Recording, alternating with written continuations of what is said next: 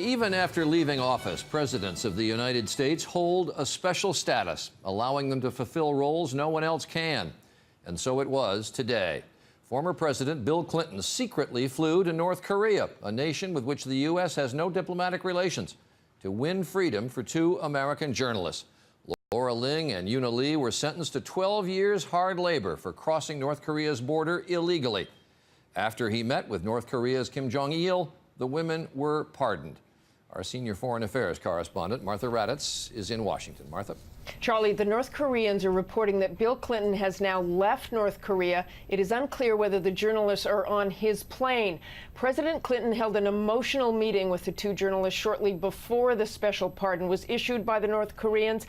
Despite a few tense moments in the negotiations today, Bill Clinton seems to have gotten exactly what he wanted: freedom for the two journalists, but the North Koreans got what they wanted as well.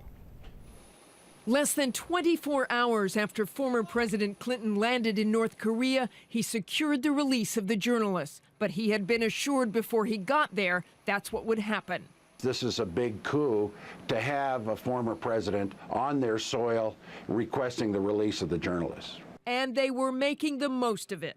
Pictures of a grinning Kim Jong-il side by side with President Clinton, meetings with Mr. Clinton, and a VIP state dinner. But the White House insisted today this was not an official visit.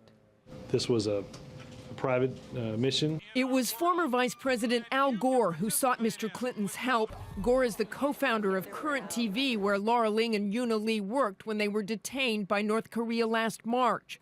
Secretary of State Hillary Clinton has also been heavily involved in trying to secure the young women's release, including issuing an apology to the North Koreans during an interview with me just 2 weeks ago. The young women themselves have apparently admitted that they probably did trespass, so they are deeply regretful, and we are very sorry this happened.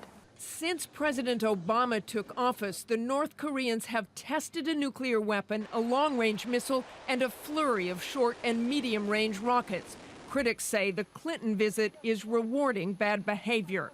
Their behavior has been absolutely atrocious, and then we've made this tremendous concession. I think by sending a person of this profile, this high stature, to North Korea could turn out to be a mistake. For the families of Laura Ling and Yuna Lee, it is a day of joy. In a statement, they said, "We are counting the seconds to hold Laura and Yuna in our arms."